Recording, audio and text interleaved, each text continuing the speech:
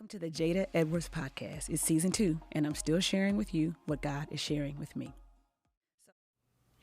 Well, we are just in episode 2 of a podcast series I'm doing called The Best Story You've Never Heard. And I have got the amazing, with the band 2 knots, Tasha Anthony. Hey, Jada. I'm so glad you're here. So I have to tell everybody, Tasha was in my discipleship group in, what year did we say? That was like 2014, 2015. Joa was like a pea pod. Yes, going to bed at 7 o'clock at night. That's right. Yes. Because discipleship started at 8 p.m. 8 Because I was like, I'll do it, but y'all got to come over after bedtime. And we did it. We did. And everybody traipsed in my house at 8 o'clock at night. Yes. And we stayed until God knows when. And we were tired and fussy the next day. Until Pastor came and put us out That's right. after men's Bible study and was like, it's over. It's over. Yes. It's enough. I hope your lives have been changed. It was so good. Oh my gosh. I can't believe it was that long ago. I know. It's like 7 years. Like 7 years ago. 7 years. 7 years ago. Oh my gosh. Well, there was such a precious time for me and just to get to know you and all of these amazing women that we still have relationship with. So we're going to launch right in. I'm doing this series because I think God has given me a privileged vantage point. Like I get to meet all these amazing people, and not even because of the church or ministry, just from discipleship, which everybody needs to be doing. But I get to learn all these stories, and I just realize how much I love people's stories. I love watching God's hand move through somebody's life. I love their aha moments. I love people seeing like, oh my gosh, that's what happened when I was 12. That's why I'm doing this. And I see. So I'm going to jump into my first question. I'm going to ask everybody. Describe your life in one word if you can. So I've thought about this, Jada, and I think the word that stands out the most about my life is reassembled. Ooh. Reassembled. Come on. If I had to describe all the many facets of my life and what God has done, it is literally him taking it piece by piece and putting it back together. Because I told myself this story about who I was, and then life and circumstances and people told me who I was. But God, when I met him, seriously met him, he started to reassemble those pieces, and it just became something that I never imagined, or how I put my story together. What I thought I was supposed to be doing was totally different than what he had for my life. Wow. So reassembled. That's a great word. That's my word. That's a great word. We probably all need to be striving for that anyway. Some kind of reassembly. Because whatever we doing before God ain't right anyway. Absolutely. Yeah. Mine is probably like reassemble. Like I feel like I keep getting, he'd be like, this. Well, I only needed one word, but it should be assembly required. That should really be on my assembly required. Yes. Much as don't we all need it. Yes. That is so good. That's such a good word. I'm going to start tracking all these words from these stories. These are good. Okay. So tell me the top 2 or 3 markers in your path that you think have been significant kind of pivot points. And you know my philosophy on this because of discipleship. Even though great things will happen in our future, I really believe that it is in our early years that we get to see God's hand, and we look back in retrospect and say, oh, those are pivot points. So tell me a few of yours. So I definitely have to say, and it took me a while to realize that this is a moment, like this is a marker, Tasha. And I don't think I've ever really, for a long time, I didn't share this, but my mom's death was a pivotal moment in my life, and probably one of the first, but probably over maybe 5 years ago, I realized that's a moment. How old were you when your mom died? So I was 3 years old when she was killed, and I think as a child, I dismissed that you weren't mothered. Like you didn't have a mom. I had a parent because, my grandmother raised me. Wait a minute. What's that? We used to talk about you. Is Go ahead and say it right. Momo. What? Right? Momo. We would be like moo. She was like, nah. We were like Mimi. Yeah, be from Louisiana. Yeah, be from Louisiana. Everybody call their grandmother Momo. So Momo raised me, right? And so that was a story every night. We talk about that every night. We just had to harass you. How's Momo? Say it again. How do you say it? How's Momo doing? I often meet somebody from Louisiana and they say it. I'm like, right, because that's your mom. That's your grandma. It's your mom. So, Mom raised me. Yes, and so yes. I think growing up, I didn't recognize that there was a loss and a gap. And so as I became a mom and as I got older and God really started shaping my story, I realized there's something here. This loss has impacted you. And honestly, 2015, between discipleship and counseling, opened up this wound. Like you have a disconnect with women. Because you had an abandonment issue that was never addressed. And I was like, abandoned? I wasn't abandoned. So, you start priding yourself. Yeah. I had a grandmother, I had a sister, I had aunts, and all these things.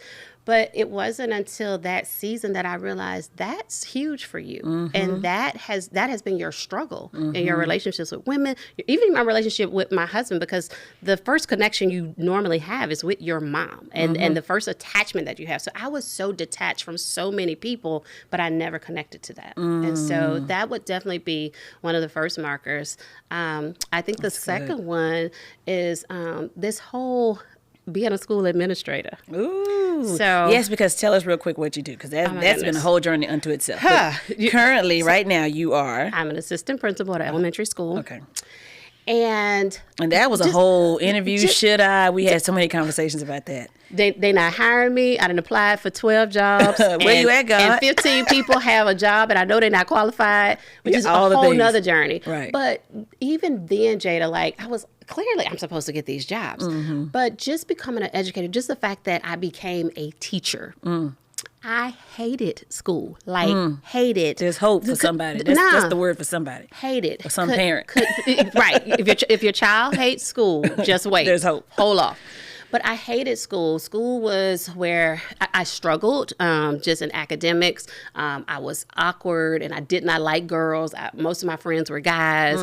I constantly, they don't like me, they're jealous. That was my motto. Women don't like me because they're jealous of me. They weren't. They just didn't like you.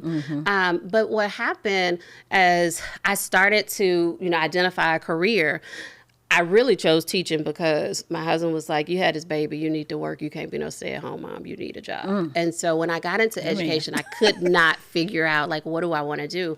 And so I ended up being like a paraprofessional in the school system. And I would read all of these educational plans of students who were struggling with their learning. And I was like, I want to work with these kids. These are the kids I want to work with. Fast forward, I became a teacher. And even my friends at home was like, a teacher? Who you gonna teach? Whose kid? But as God would have it, I mean, who's child? Who gonna listen to you?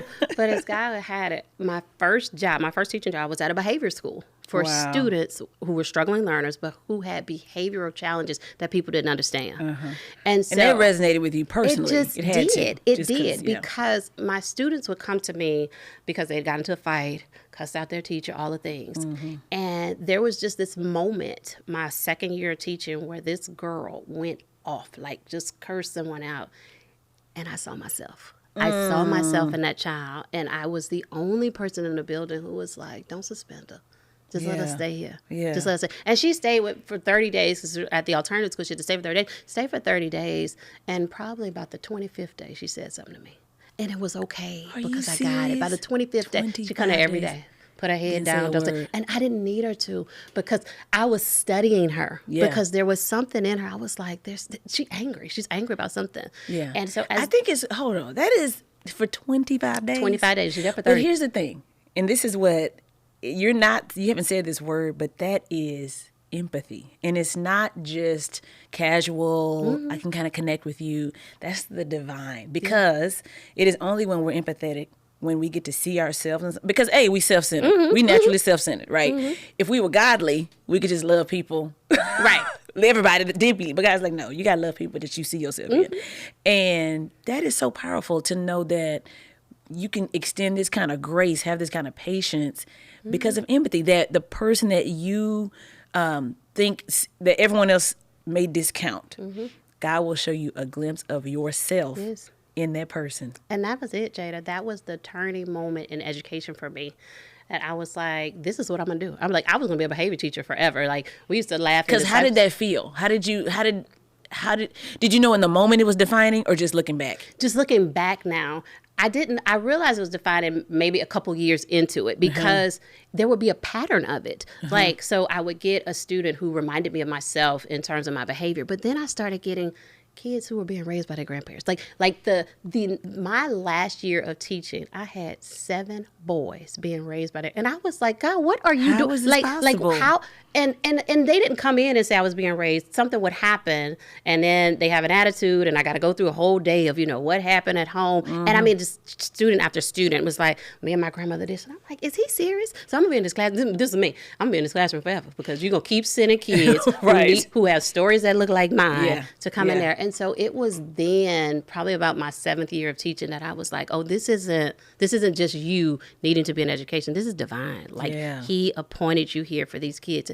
And so many life stories with grandmothers, like just being able to hear their stories and then reminded me, like I remember like bawling, crying one morning, calling my grandmother on the way to work saying, I'm sorry. I'm sorry, because I would listen to the stories and the pushback, and I'm understanding the grandmother's fight with her kid every morning and trying to get him to school. That was my story. Yeah, that was like, my oh, story. that's what I was doing. That's exactly all what I this was doing time. for her. So that's crazy. That that's my mom's death, and definitely the whole getting into education. But then Jada just becoming a principal. Who would have thought? Like being a leader, what I realized in education was I didn't seek out being a teacher, but I absolutely sought becoming an administrator because I felt like there was something more that I needed to do. And so, my story with Mason, with my middle child and having so many behavior concerns with him, I was like, Mason can't be me. Like, how is Mason's story going to be my story? It's different. He's in a 2-parent home, all the things. But what God did there was he started connecting me with parents. Parents who needed, so as I'm giving grace to parents and trying to figure out how do I help them with their child's social emotional. He was like, the same way I helped you with Mason. Right. You behind the. But wait, because hold on now, because now you got to be first of all self-aware. Yep. Yes. And you got and I need to tell the people if you're just listening and not watching. If you're not listening, if you're not watching, you go YouTube anyway. But if you're just listening, Tasha is cute. And we like to be cute. We both have talked about this. She got on the fly black rim glasses. She got bantu knots in her hair and some velvet cardigan situation happening. She cute for fall, y'all. But that we've talked about that, like appearance and what people think of us. So now you like, oh, wait a minute. Are you saying that I have to be and tell this vulnerable? Man that me behind his assistant principal, that's not him work hard to get that I can relate to him?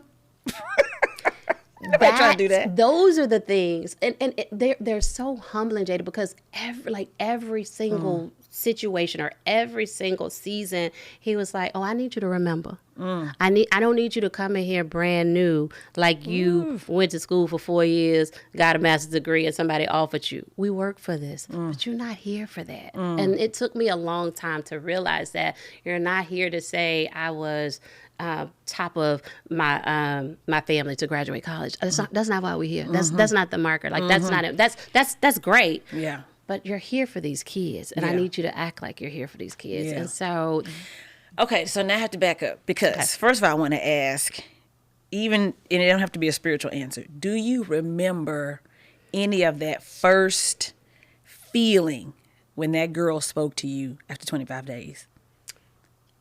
I do. I absolutely do. And here's why. Because the speak wasn't, hey, Miss Anthony, can I get my pencil? Of course it wasn't. What'd she say? The speak was, I don't know why you're standing here talking to me.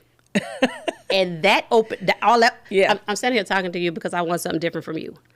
And that opened up the door. It wasn't like, hey, I'm ready to learn. Right. It was, she hadn't given me anything. She would come into that classroom every single day and sit down, put her head down. And so the moment she said, I don't know why you're standing up here talking to me. Oh, now I'm about to have a whole conversation. Right. Here's why. And so as I sat listening to her, I would sit and she would give me one word answer, one word attitude.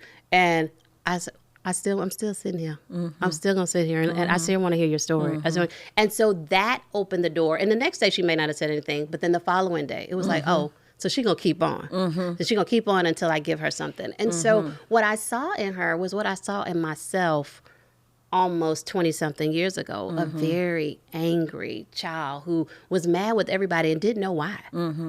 Do you think of her, how often do you think of her or those early years in this season now? Because I think sometimes in our hard days, we just are dealing with that day. We're just like, you know what, God? for why? This all What are we doing, Lord?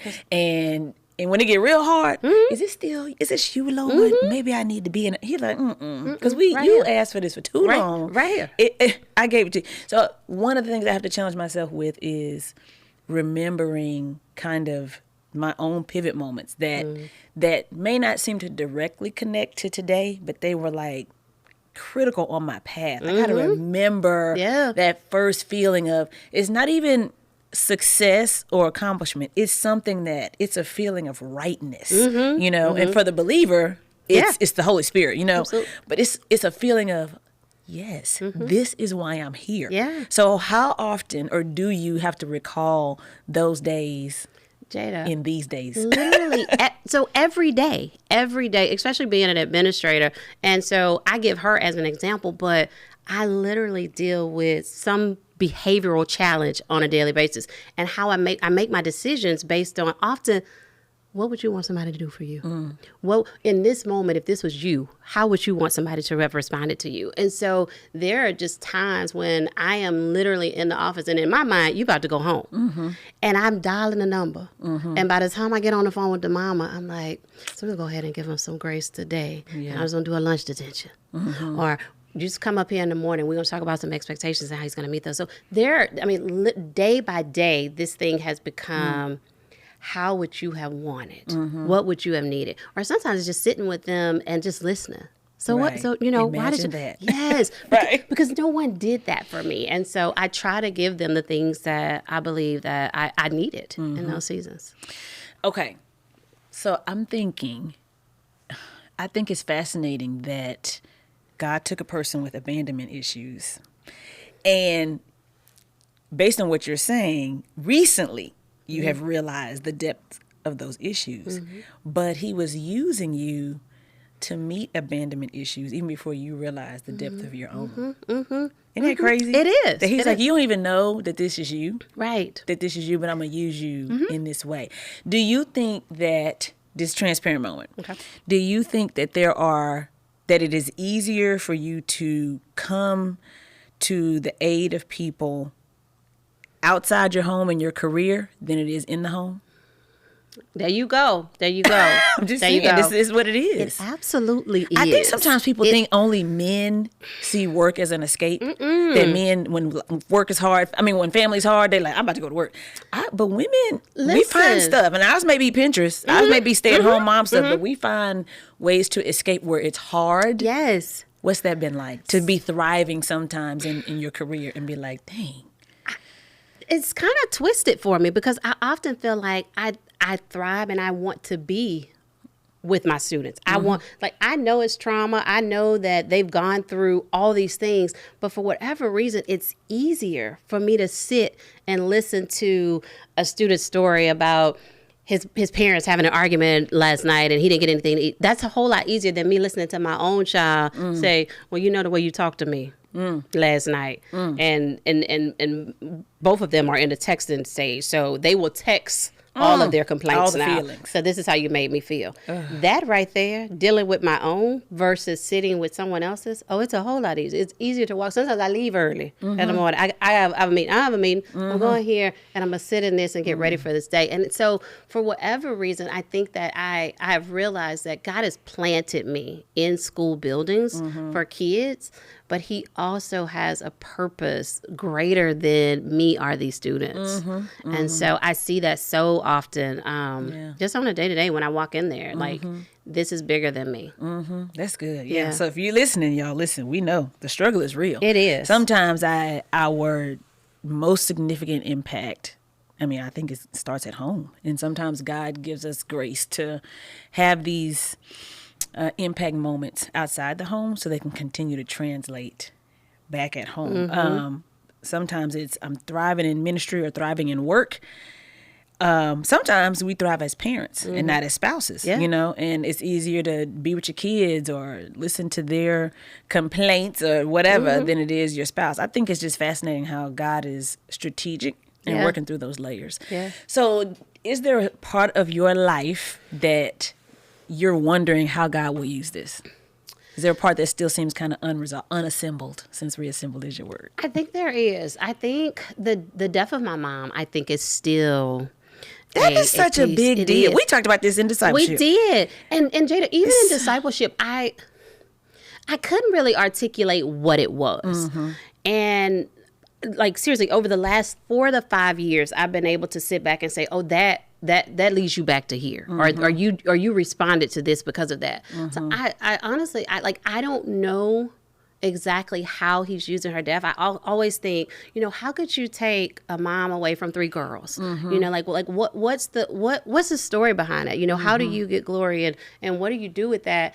And I still don't know. There are pieces of my story where I think back and I'm like, well, I feel like I'm a better mom, or I've worked really hard to keep myself healthy and make sure, I'm living right and doing the right thing so I can be here. And so, those are all my selfish reasons why. Of course, he kept me here because of this. But I haven't really figured out, what are you going to do with that? And I know there's a story behind it, and there is something that God wants to do with it. But I often just think, what are you going to do with that?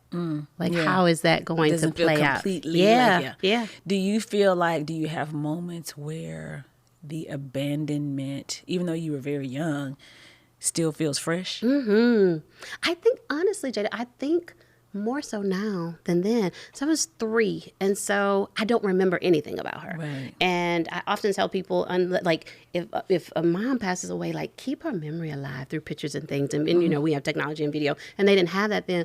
But more so now, I think the older I get, the loss feels greater. Like it's fresh. Really? Like I can wake up some mornings and wish that I had her to talk to. Where I can talk to my grandmother and I talk to my sisters, and I think for years I kind of looked at them as that figure, but it's not the same. There is a gap and a loss that is still just as fresh as it was when I first realized it. What do you think, or let me rephrase it, how do you think that shows up in your relationship with God? Having those moments where you're like, wait a minute, I just realized I missed a whole childhood with my mother. What does that feel like? I mean, honestly, we want it to be like, God, I see you, I see your hand. Baby. Yeah. But what's that raw feeling most of the time? Most of the time it's, how could you? Sometimes it's, what did we do? What did we do? Or it's, what did she do wrong?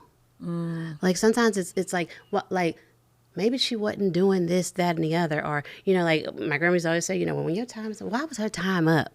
And so often it is, in those moments, it is, did you want to punish me? Did you punish us because of something she did? Why isn't she here? Who did it? And then there are moments. Her death was tragic. Yeah, it was. She was killed very tragically. But then there are moments where I'm like, when you look at the scope of what happened to your mom and what God has done in the midst of all of that, it couldn't have been anybody but him who kept us. Couldn't have been anyone but God.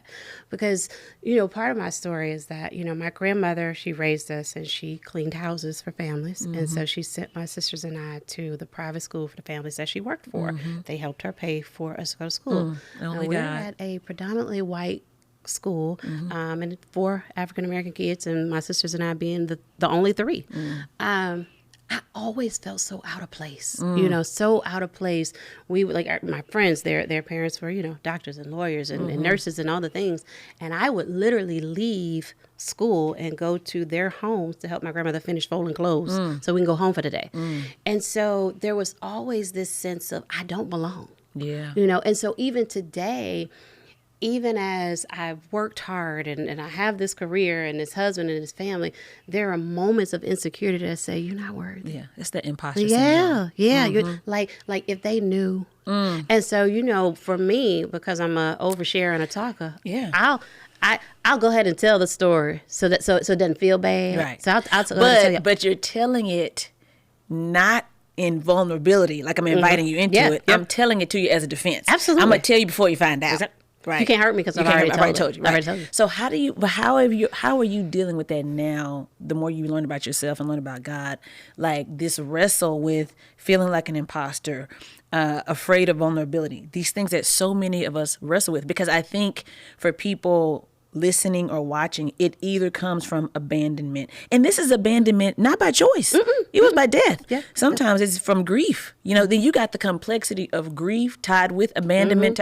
So many things. How do you, as all those things are swirling in you now, which is like you become more aware the more you grow in God, how do you press through those moments when you're like, no, God is saying, no, say the thing for real? So I think one of the things is I love discipleship. I love discipling women. I love talking to women. I just love being with people. But one of the spaces he uses on my job is I see so many people pretending. So many people, trying to touch the hem of the principal's garment. And so I try to... Do y'all heal? Right. I mean, like, that's how you feel. So I was tell people, like, I didn't realize the status that people try to give you in a role. And I'm just like, I'm just like y'all. But what he's allowed me to do is really be open, like be vulnerable in the moment to create this space for other people to just be themselves. So in moments where I'm like, are you oversharing so that you won't be found out? Or are you telling your story because someone needs it? And so he convicts me in spaces like am I just sharing it because I'm gonna go ahead and let y'all know all the things about me so nobody can use it against me? And when you look on my wall and see that my degree came from an online community, I'm gonna go ahead and tell you. And he like, I don't care where it came from. It ain't about the degree. I don't care where you were able to get here to get this job. I placed you here, and I placed you here to tell this story, not where you came from or if you were first year college grad, Tasha. I just need you to tell them the story. Girl, that's good. And sometimes, Jada, I don't want to tell parents that I was fighting in school.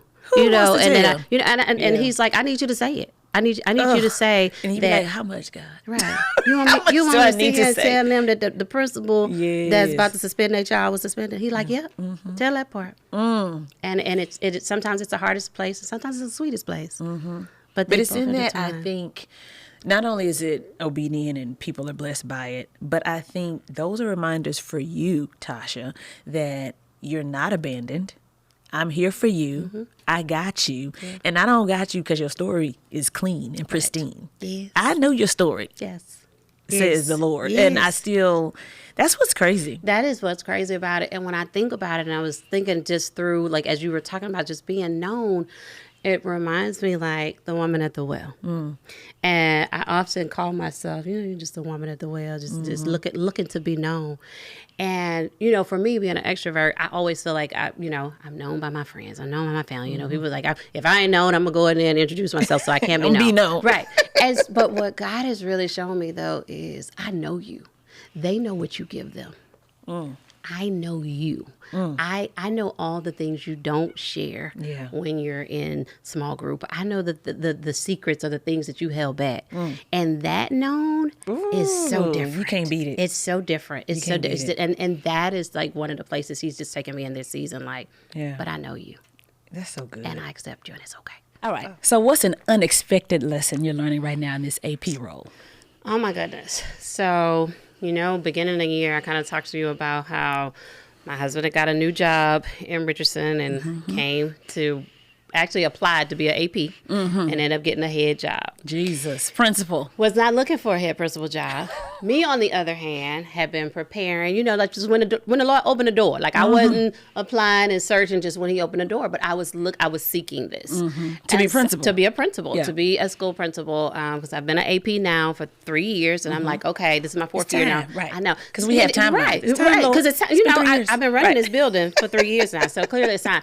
And so my husband applies for an assistant principal job in my school district, and within an hour, he gets a job being offered a head principal job. And I was like, okay, congratulations. Like, You're trying to really dig down for joy. That's I'm awesome, so excited for you. babe. Like, I mean, I knew you were going to get it. And in the back of my mind, I'm like, Lord, he was good. He's content being an AP. He has been one for 12 years. But that's excited for him. And so late, right as the school year is about to start, I get a call, and there is a new assistant principal who has just gotten a head role as a principal, and she's never been in elementary. And so we would like for you, was what the ask She's was. your principal. Yes. We would like for you to move over with her. Oh. To support her, because Right. she's never been in elementary, and you have elementary background. And I was like, oh, okay. Oh, I'd love to. And so as my worlds are coming together, my husband is now a head principal. My new principal, who was an AP for 2 years, I've been one for 3 going on 4, but my new principal, who's an AP for... We're not that we keeping score, but just as a fact. Has just got a head job.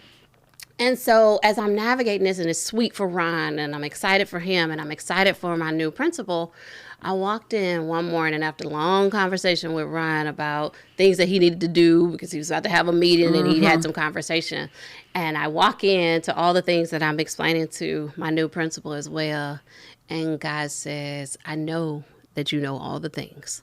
I know that you set up last night helping your husband with all the elementary things. And you're about to walk in this building and also help your principal with all the things. But in all your knowing, I need you to humble yourself and not tell everybody what you know, but lead from a place of, let me come alongside you and follow him and follow her while I lead you.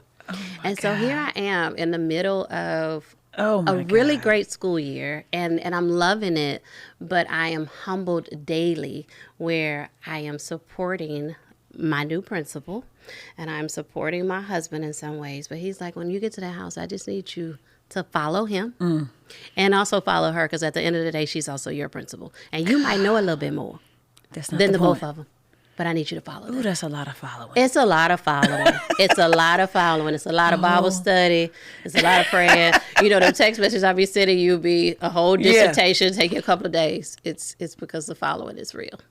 The following is real. Girl, that just helps somebody to see that God will, when he is trying to grow something in us, he's gracious enough to make work and home and all these other environments make us deal with the same thing. Yeah. And so every day you got to look at your husband who has the job you want and look at your principal who has the job you want. And you like, I got more qualifications than everybody.